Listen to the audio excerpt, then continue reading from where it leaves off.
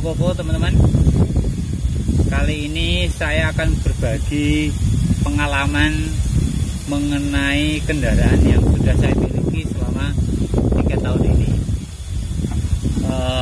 Waktu pertama beli sekitar tahun 2017, Honda Stream ini saya dapat dengan harga 83 jutaan. Mungkin sekarang ini kondisinya pasaran itu di bawah harga 80 jutaan. Mungkin ada yang lebih, itu kondisinya mungkin sangat istimewa. Namun untuk sekarang pasaran harga di bawah 80 jutaan. Nah, waktu itu saya dapat kondisi masih seperti ini, masih seperti apa adanya, pernah saya cek.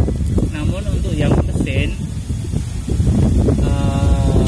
awal itu saya servis di kaki-kaki, karena waktu itu perasaan saya kurang enak di kaki-kaki. Awal sih memang dapat keempat bannya itu perlu ragat, sehingga saya ganti ban itu depan dulu itu saya beli 2 untuk depan, kemudian tahun berikutnya saya beli untuk yang depan lagi, tapi yang depan saya taruh yang belakang.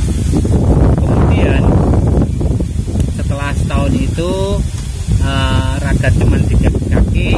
Tahun berikutnya ini saya pembelanjaan cukup besar. Pertama itu awalnya rembes di oli head cylinder sama di seal VTEC-nya. Namun sama bengkelnya kebetulan dicek itu kampas koplingnya sudah tipis. Nah, sehingga sama bengkelnya dicek semuanya, kampas kopling ganti, seal VTEC, kemudian packing head cylinder itu juga ganti, kemudian timing bell ini yang paling urgent itu adalah timing bell, karena saya waktu itu nggak tahu sejarah ganti timing bellnya itu di kilometer berapa, sudah berapa tahun, sehingga saya putuskan untuk ganti. Supaya apa? Supaya ketika nanti posisi di jalan nggak ada kendala di masalah timing bell maupun di mesin. Akhirnya total waktu itu sempat mondok di bengkel hampir 2 mingguan, habis antara 4,5 sampai 5 jutaan. Jadi meliputi ganti kampas kopling, terus packing head cylinder, seal VTEC, kemudian ada timing bell maupun stasionernya, terus ada beberapa part yang lain yang diganti. Setelah itu 2 tahun saya pakai, itu nggak ada kendala sama sekali. Paling setiap 5.000 km saya ganti oli rutin. Untuk sampai sekarang ini transmisinya saya belum sempat ganti oli transmisinya, karena saya kira masih cukup enak. Tapi memang dalam waktu dekat juga ada rencana untuk ganti oli transmisi. Oh iya, saya lupa, mobil ini Stream transmisinya masih manual ya. Jadi saya memang belum berani untuk mengambil Honda Stream yang otomatis, karena kadang kalau otomatis itu perlu perawatan ekstra ketika nanti maticnya juga bermasalah. Apalagi kita nggak tahu nih sejarah maticnya itu seperti apa. Makanya saya putuskan untuk beli yang Honda Stream manual. Kembali lagi ke yang tadi, bengkel itu habis sekitar 4,5 sampai 5 jutaan. Nah, habis itu sampai sekarang ini saya bawa perjalanan ke Surabaya, ke Surabaya, ke Bandung, ke Garut, ke Cirebon, ke Cianjur, ya hampir sebagian pulau di Jawa ini hampir terjamah oleh mobil saya ini. Sehingga mobil ini sama saya itu jalan tuh hampir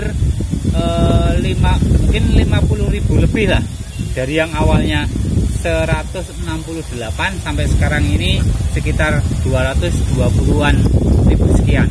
Jadi kurang lebih 50.000 sudah saya pakai keliling Jawa, Surabaya, Bandung, dan kota-kota di Jawa Tengah juga. Terus untuk konsumsi bahan bakar, nah mengenai Honda Stream yang manual, rata-rata punyanya saya sendiri, pengalaman saya itu bahan bakar untuk luar kota itu antara 12 km sampai per liternya 12 km sampai 15 km itu untuk luar kota, tergantung kaki kanan kita itu mau seperti apa. Terus untuk dalam kota rata-rata 10 kilometeran. Jadi bagi saya Honda Stream ini cukup irit karena ketika dalam kota juga nggak terlalu boros, luar kota pun juga irit. Terus kemudian untuk spare partnya, bagi teman-teman yang berencana untuk membeli Honda Stream, jangan pernah takut masalah spare part. Karena apa? Mobil ini bisa dikanibal dengan dengan sepantarannya, yaitu Honda Civic VTIS.